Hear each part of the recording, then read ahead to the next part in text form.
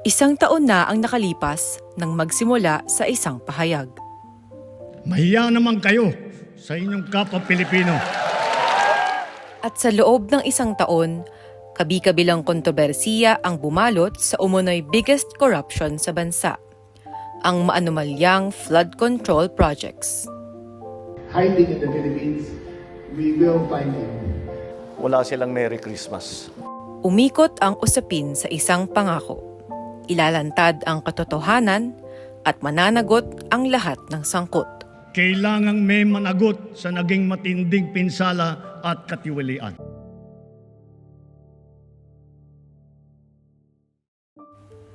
Bilang isang disaster-prone country, tila hindi na bago sa mga Pilipino ang eksenang ito. Tuwing uulan, babaha. Kapag tumila ang ulan at humupa ang tubig, umaasa ang marami na hindi na ito mauulit. Ngunit sa susunod na pag-ulan, muli na namang lulubog ang maraming komunidad. At sa ilang lugar, hindi pa man bumababa ang tubig, ay nadaragdagan na naman ang pinsala. Kaya ang tanong ng publiko, nasaan ang pondong inilaan ng gobyerno kontra baha? Nasaan ang mga flood control projects? 2 linggo matapos ang babala ni Pangulong Ferdinand Marcos Jr. sa kanyang ika-4 na State of the Nation Address o SONA, inilunsad ng pamahalaan ang Sumbong sa Pangulo website. Layunin nitong alamin ang mga reklamo at bantayan ang mga flood control projects sa buong bansa matapos ang sunod-sunod at malawakang pagbaha noong 2025. We have to clean our ranks. This is, it might be a little painful.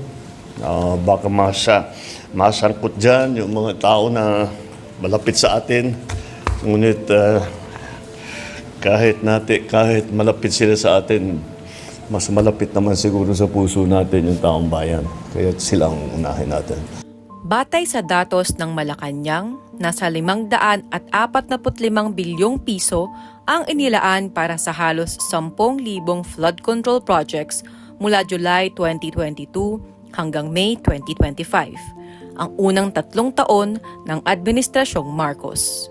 Ngunit kasabay ng malaking pondong ito, habang tumatagal ay lumilitaw ang mga tanong tungkol sa distribusyon, kalidad at pagpapatupad ng mga proyekto dahil sa pangbabatikos ng publiko sa sunod-sunod na pagbaha sa bansa.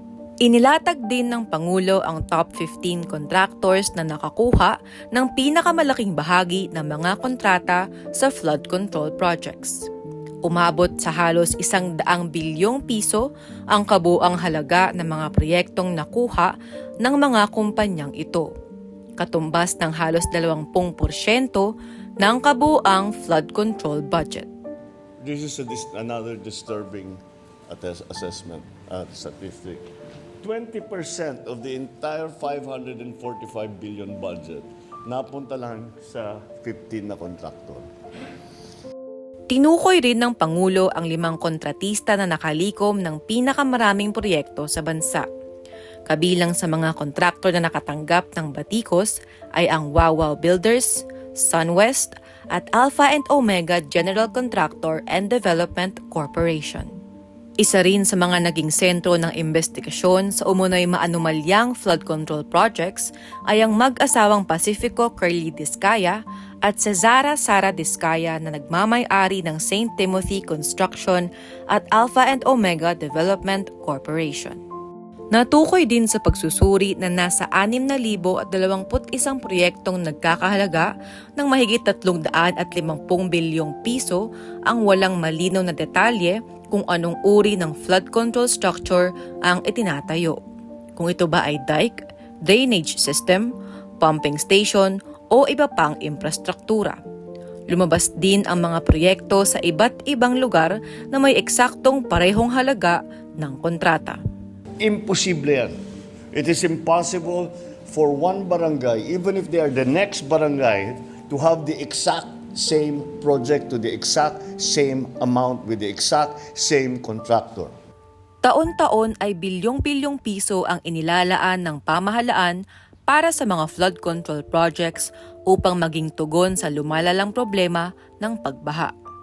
Ngunit sa kabila ng malaking pondong inilalagak rito, nananatili ang tanong, bakit tila hindi pa rin natatapos ang paghihirap ng mga komunidad na paulit-ulit na humaharap sa pinsala ng kalamidad? Batay sa datos ng Malacanang, Bulacan ang nakapagtala ng pinakamaraming flood control projects sa loob ng mahigit 3 taon. At sa pagsusuri ay natuklasan rin na may ilang proyekto ang hindi natapos habang ang iba naman ay may substandard na kalidad. Naging kontrobersyal din dito ang mga umano'y ghost project na walang aktwal na konstruksyon o hindi nasimulan. I'm getting very angry. This is what's happening here. Dahil hindi naman, paano naman, biruin mo, wala talaga, 220 meters, 55 billion, completed ang record ng public works. Walang ginawa, kahit isang araw. Habang lumalalim ang investigasyon ng iba't ibang ahensya ng gobyerno, lumitaw ang mga pangalan ng ilang personalidad na umano'y may kaugnayan sa kontrobersiya. Kontratista, negosyante at opisyal ng gobyerno na dawit sa irregularidad sa paggamit ng pondo ng bayan. Isa sa mga naging sentro ng kontrobersiya ay ang mag-asawang Curly at Sara Diskaya na tinaguriang flood control king and queen, kung saan bilyon-bilyong flood control contracts ang naiuugnay sa kanilang mga kumpanya. Kabilang ang mga Diskaya sa nakakuha ng pinakamalaking kontrata ng government infrastructures. Lumabas sa sumbong sa Pangulo website na nasa mahigit sa 31 bilyong piso ang halaga ng flood control projects na nakuha ng iba't ibang kumpanya ng mga Diskaya. Habang itinanggi naman nila ang lahat ng alegasyon at iginiit na sila lamang ay ginamit ng ilang mambabatas at opisyal ng DPWH. Naisiwalat rin ang tinaguriang BGC Boys kung saan kabilang dito sina Henry Alcantara, Bryce Hernandez at JP Mendoza na mga dating opisyal ng DPWH at contractors na umano'y sangkot sa mga maanumalyang proyekto. Nagbitiw ang ilang matataas na opisyal ng DPWH habang nagsagawa ng serye ng mga investigasyon ang Senado, Kamara, ICI, Ombudsman at iba pang ahensya ng gobyerno. Hindi lang mga kontraktor at opisyal ang nadawit, maging ilang mambabatas at senador ay isinangkot sa umunoy kickback at budget manipulation. Paulit-ulit ding lumutang ang pangalan ng ilang mambabatas, kabilang dito si dating Ako Bicol Representative Zaldico, na iniuugnay sa ilang kumpanya na nakakuha umano ng kontrata sa pinakamalalaking flood control projects sa bansa. Ayon sa investigasyon, ang mga kumpanya ni Zaldico ay sinasabing nakakuha ng mahigit 149 na solo at joint venture flood control projects na may kabuuang halaga na humigit kumulang 15.7 bilyong piso. Ayon naman kay Public Works Secretary Vince Dizon, tinatayang umaabot sa mahigit 100 bilyong piso ang halaga ng flood control contracts na nakuha ng mga nadawit na construction firms sa loob ng nakalipas na 1 dekada o 10 taon. Samantala, inakusahan rin ni Zaldico si Pangulong Bongbong Marcos Jr. na umunoy nag-utos na magpasok ng umaabot sa mahigit 100 bilyong pisong halaga ng infrastructure projects sa 2025 national budget sa panahon ng Bicameral Conference Committee. Naging sentro rin ng kontrobersiya si dating House Speaker Martin Romualdez dahil sa papel nito sa Kamara sa pagbabalangkas at pag-aproba ng national budget. Bukod kay Marcos, idinawit din siya ni Zaldico na nakinabang umano sa 100 bilyong pisong budget insertions at kickback schemes. Hindi rin naging ligtas sa aligasyon ang ilang senador, kabilang sina Bong Revilla, Jinggoy Estrada, Joel Villanueva at Francis Cheese Escudero. Sa kabila ng mga akusasyon, ay mariin nilang itinanggi ang anumang pagkakasangkot sa umano'y maanumalyang flood control projects.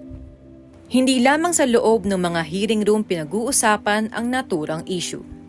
Sa lansangan ay nagtipon-tipon ang mga Pilipino upang ipahayag ang kanilang galit at pagkadismaya sa umano'y paglustay ng pondong dapat sana ay nagpoprotekta sa kanila laban sa mga baha. Mula sa mga ordinaryong mamamayan hanggang sa ilang personalidad, lumakas ang panawagan para sa pananagutan. Hinahamon ka namin, Pangulong Bongbong Marcos, kung gusto mong magkaroon ng magandang legasiya, ang pangalan mo, ipakulong mo lahat ng magnanakaw. Sa bawat pagbaha, hindi lamang tubig ang umaagos.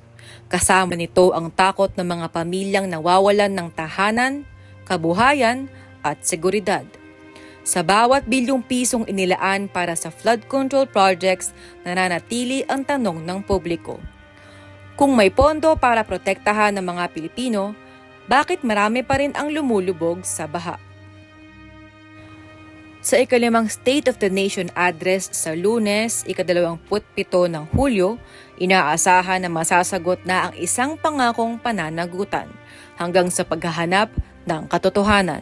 At ilalatag ng Administrasyong Marcos ang mga hakbang upang tugunan ang kontrobersiya at iba pang isyong panlipunan ng bansa. Sa dulo ng lahat ng testimonya, dokumento at mga kasong isinampa, hindi lamang ang tanong na sino ang mananagot ang mananatili. Hinihintay rin ng taong bayan kung paano tuluyang wawakasan ang isang sistemang paulit-ulit na lumulubog sa mga Pilipino at kung paano mapoprotektahan ang mga komunidad na patuloy humaharap sa banta ng baha at katiwalian.